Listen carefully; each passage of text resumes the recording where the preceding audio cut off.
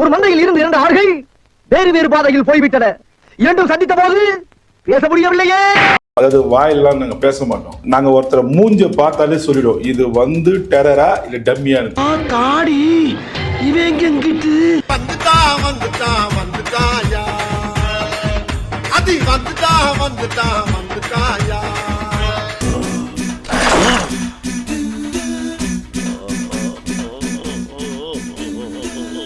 சீமான் முகத்தை பாக்குறப்பவே அப்படியே ஜோக்கர் மூஞ்சி மாதிரியே இருக்கும். இந்த விஷயத்தை போய் நான் வெளியே சொன்னா என் நிலைமை யோசிச்சு பாடுறா.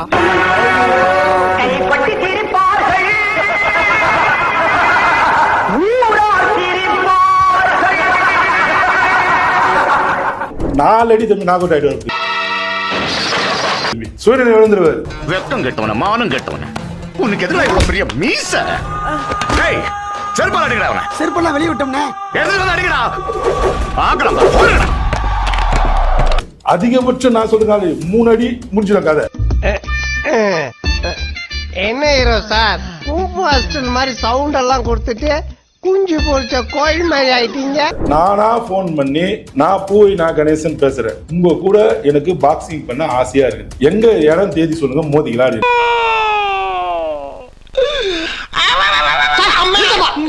ஆரம்பத்திலே உனக்கு அறிவு இருந்திருக்கணும். இப்ப வருத்தப்பட்டு என்ன பிரயோஜனம்? சரி சரி பா.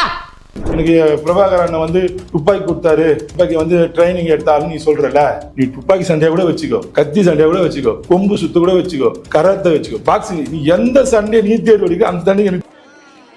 ஓஹோ எனக்கு நிறைய வேலை இருக்குன்னு தெரிஞ்சுக்கிட்டு வலுக்கட்டாயமா உங்களுக்கு வாங்கி இருக்கிறாரு. ஸ்ரீநகர்ல வாங்கி இருப்பாரு, இல்ல பொறிச்சவத்துல வாங்கி இருப்பாரு. ஒரு சட்ட ஒழுங்கு பாதுகாக்கிற ஆளை போய் நீ யூனிஃபார்ம் கைட்டு போட்டு வாங்க சொன்னீங்கன்னா நீ டம்மி தானே.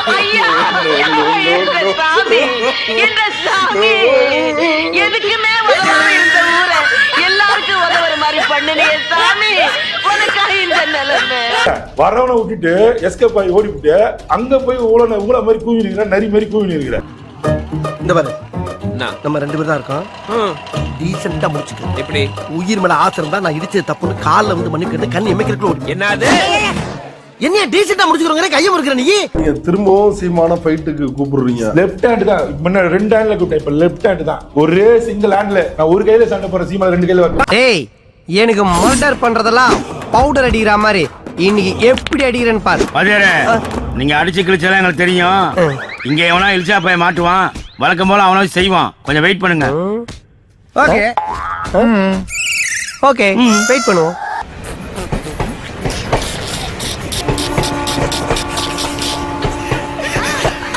அதாவது மக்கள் மேலயும் சிலை வைக்கிற தலைவர்கள் மேலயும் கொஞ்சமாச்சும் அக்கறையும் மரியாதையும் வேணும்டா. அதை விட்டுட்டு எவனுக்கு கான்ட்ராக்ட் கொடுத்தா நமக்கு எவ்வளவு காசு கிடைக்கும்னு யோசிச்சா இப்படிதான் தரமே இல்லாம சிலையை எழுப்பி தரையோட விழுந்து நாசமா போகும். இதான் எனக்கு தெரிஞ்ச விஷயமாச்சு. என்ன சிவாஜி படுபாவிங்க எல்லாரும் சேர்ந்து உங்களை இப்படி பண்ணிட்டாங்களே அப்படின்ற மாதிரி தான் இருக்கு இந்த கதை. மகாராஷ்டிரால போன வருஷம் டிசம்பர் மாசம் 4ஆம் தேதி கடற்படை தின கொண்டாட்ட நிகழ்ச்சியில 35 அடியில சத்ரபதி சிவாஜியோட சிலைய திறந்து வச்சாரு மோடி. அழகேசா நான் கூட உன்னை என்னமோன்னு நினைச்சேன்டா. இந்த எவர்திங் ஏகாம்பரத்தை விட ஒரு ஸ்டெப் மேல போயிட்டடா. கொஞ்சம் தமிழ்நாட்டை பாருங்களேன். ஜனவரி 1, 2000 கன்னியாகுமரியில 133 அடியில திருவள்ளுவர் சிலைய திறந்து வச்சாரு கலைஞர். உங்களை பார்த்தா ரொம்ப பெருமையா இருக்கு, கர்வமாவும் இருக்கு. என்னடா வாழ்த்துக்கள். கடல்ல இருக்கும் போதே தினம் தினம் அலை அடிச்சாலும் கூட இன்னும் கெத்தா நிக்கிறாரு திருவள்ளுவர். இவ்வளவு ஏன் 2004 சுனாமி வந்தப்ப கூட நாங்கெல்லாம் சுனாமிலேயே ஸ்விம்மிங்க போடுவோம்டான்னு அசராம நின்னாரு நம்ம திருவள்ளுவர். எப்படி சார் இவ்வளவு கரெக்டா சொல்றீங்க? எப்படி?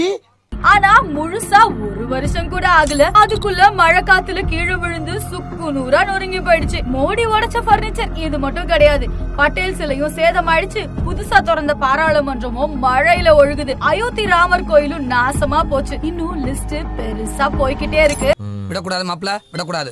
கொடுமை நடந்து கொண்டிருக்கிறது மேடம், கொடுமை நடந்து கொண்டிருக்கிறது. இதை தட்டி கேட்க யாருமே இல்லையா? தமிழக பாஜக தலைவர் அண்ணாமலை அரசியல் குறித்த 3 மாத சான்றிதழ் கோர்ஸ் படிக்க இன்று லண்டன் செல்லவிருக்கிறார்.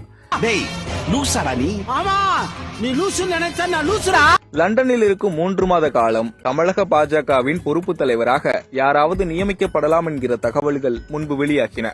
ஆனால் அப்படி யாரும் தற்போது அறிவிக்கப்படவில்லை. அரசியல் நடத்துறியா அராஜகம் நடத்துறியா?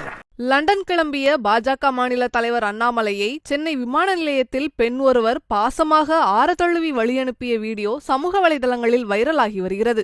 என்ன பத்த ஐயா என் அப்பு இங்க பாரியா, உனக்கு இருக்கிற அறிவுக்கு நீ எங்க வேலைக்கு போன இங்கே கிட, உனக்கு கடைசி வரைக்கும் நான் சோறு போடுறேன். வேலை செய்யாம உழைக்காம வந்தனா விடிய விடிய படிச்சது எனக்கு தெரியுமல்ல. It's golden opportunity. உதறிக்கெல்லாம் விளையாடுறதுக்கு வாய்ப்பு கிடைச்சிருக்குறா சௌரி. பின்னி பெடலரா. விடிய விடிய பால் கறந்தது எனக்கு தெரியுமல்ல. விடிய விடிய பால் கறந்தது எனக்கு தெரியுமல்ல. ரெண்டுக்கும் ஏதோ சம்பந்தம் இருக்க மாதிரியே எனக்கு தோணுது. இல்ல இல்ல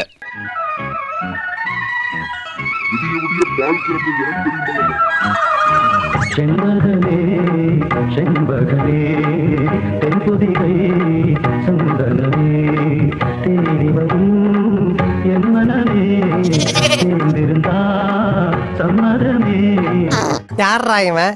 கலர் ஜெராக்ஸ் எடுத்த காட்ஸ் இல்லாம இருக்கான். திருக்குறளை கொண்டு போயிட்டாங்கல்ல. நீங்க என்ன படிச்சீங்க? 10 குறள் சொல்லுங்க. டப்புன்னு நான் சொல்லிட்டா என்ன பண்றீங்க?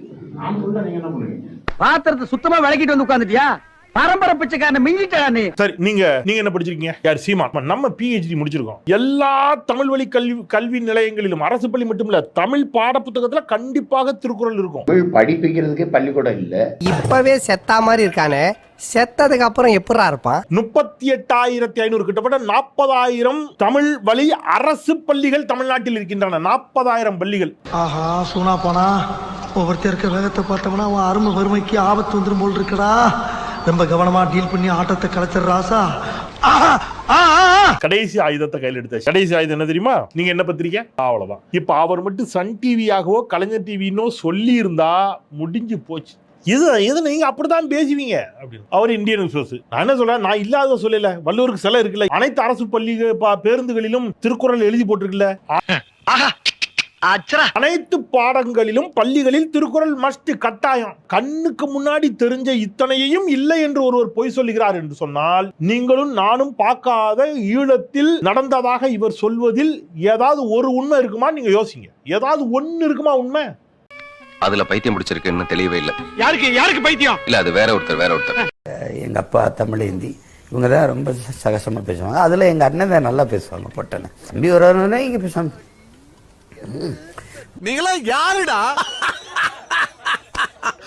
How do I tell you?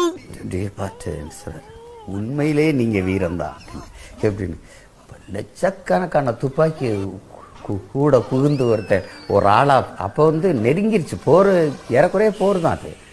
அந்த சூழல்ல, பாதுகாப்பற்ற சூழல்ல உயிரை பத்தி துளியும் கவலைப்படாம நம்ம தம்பி வந்துட்டானேன்ட்டு எங்க அண்ணனுக்கு. அரசியல்ல இதெல்லாம் சாதாரணமாப்பா. இதுக்கு பிச்சை எடுக்கலாம். போய் எடு, நானா வெட்டக்கிறேன். விடுங்க விட்டுட்டு வேலை பாருங்க. ஒரே ஒரு பிசுறு இருக்கு, காளியம்மா. அதுக்கப்புறம் அந்த சிவசங்கரன் அவன் ஒரு பிசுறு இருக்கு. 2 தட்டிட்டோம்னா சரியாயிடும். எனக்கு வெளியில இருந்து பார்க்கும்போது ஒரு வடிவேல் காமெடி தோணுச்சு. என் குடும்பத்தை அவன் கேவலமா பேசுறதும், அவன் குடும்பத்தை நான் ரொம்ப கேவலமா பேசுறதும், இதெல்லாம் எங்களுக்குள்ள ஒரு ஜகஜங்க. விடுங்க விட்டுட்டு வேலை பாருங்க. ஒரே ஒரு பிசுறு இருக்கு, காளியம்மா. அதுக்கப்புறம் அந்த சிவசங்கரன் அவன் ஒரு பிசுறு இருக்கு. 2 தட்டிட்டோம்னா சரியாயிடும்.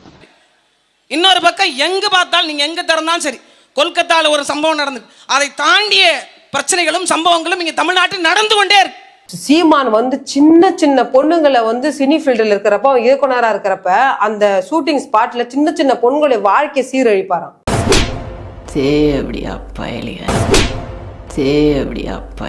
சீமான் சின்ன பெண் பிள்ளைகளை வாழ்க்கையை நாசம் பண்ணாருன்னு சொன்னது எனக்கு களஞ்சியம் அண்ணன் தான். பெண்கள்னாவே சீமானுக்கு ஒரு போதை மாதிரி தான்.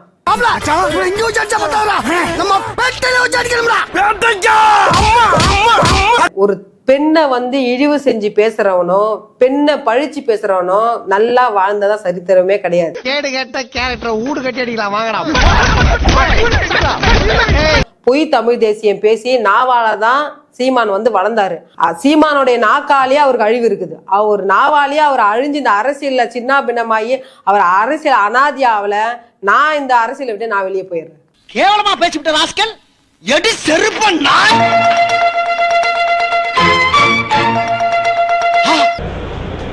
அதெல்லாம் உங்களுக்குலாம் வந்தா ரத்தம், எங்களுக்கு வந்தா தக்காளி சட்னி ஆயிருது.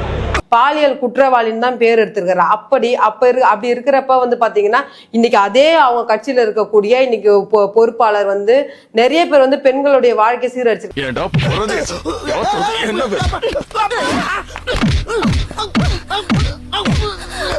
சிவராசனா சிவராமனா அந்த பையன் வந்து அதாவது ஒரு கேம்ப், என்சிசி கேம்ப் நினைக்கிறேன், அந்த மாதிரி ஒரு கேம்ப் போட்டு அதுல வந்து ஒரு 15-17 வயசு பெண் பிள்ளைங்களை ஒரு 16 பேர் இருக்காங்க. அதுல 16 பெண் பிள்ளைங்களுக்கு பாலியல் ரீதியான சீண்டலும் அச்சுறுத்தலும் கொடுத்துருக்கான். உனக்குலாம் எதுக்குடா ரெஸ்பெக்ட் பொறம்போக்கு?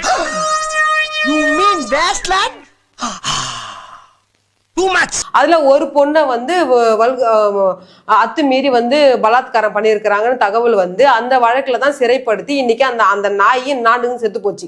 இவனை 10 மாசம் சுமந்து கஷ்டப்பட்டு பெத்த இந்த வயித்தை பிரண்டைய கொண்டே அடிச்சுக்கணும். எங்க அம்மா 1000 ரூபாய் கடிச்சா தம்பி, நான் கேட்கறது பதில் சொல்லுங்க தம்பி. கல்லூரிக்கு போற என் தங்கச்சி கடிச்சா, புரட்சி பெண் திட்டத்துல எனக்கு 1000 கொடுங்கன்னு கடிச்சா தம்பி. தமிழ் புதல்வன் திட்டத்துல எனக்கு 1000 கொடுங்கன்னு என் பிள்ளைய கேட்டாங்களா? என் தம்பிமார்கள் படிக்க போற தம்பிமார்கள் கேட்டாங்களா? ஒரு ஏழை எளிய பிள்ளைங்க 1000 ரூபாய் வாங்குறது உங்க கண்ணை ஏன் அப்படி உறுத்துது? நாங்க கேட்டோமா யாரு கேட்டா உங்ககிட்ட கட்சி ஆரம்பிக்க சொல்லி? இது எதை கேள? நாங்க கேட்டோமா நீங்க கேட்க மாட்டீங்க. நீங்க உங்களே கேட்பீங்க. உங்களுக்கு 1000 ரூபாய் தாங்கன்னு விவரமா கேட்டீங்கல்ல நீங்க? ஒண்ணுமே கிடையாது. ஒரு 1000 பேர் நம்ம ஒரு 1000 ரூபாய் கொடுக்கறது என்பது பெரிய தொகை இல்லை. சில ஒரு 1000 பேர் மாசம் வங்கியில போட்டுன்னா ஒரு தொகை, பெரிய தொகை. அட வெக்கம் கட்டுவீங்களா? இதுக்கு எதுக்குடா வெள்ளையங்கிலி மாலையன்னு மானம் கெட்ட அயோக்கிய பழிலாம், குழப்பத்தை புழுத்த வழிலாம். இதுக்கு ஒரு 4 பேர்ட்ட மூத்திரத்தை வாங்கி மடக்கு குடிக்க வேண்டியதானே? இந்த வீடியோ உங்களுக்கு பிடிச்சிருந்தா கண்டிப்பா லைக் பண்ண மறக்காதீங்க. அப்படியே உங்க நண்பர்களுக்கும் ஷேர் பண்ணுங்க. நீங்க பண்ற ஒவ்வொரு லைக்கும் தான் இந்த வீடியோவை மற்ற நண்பர்களுக்கும் கொண்டு போய் சேர்க்கும். மறக்காம சப்ஸ்கிரைப் பண்ணுங்க. உங்க கருத்துக்களையும் கமெண்ட் பாக்ஸ்ல பதிவு பண்ணுங்க.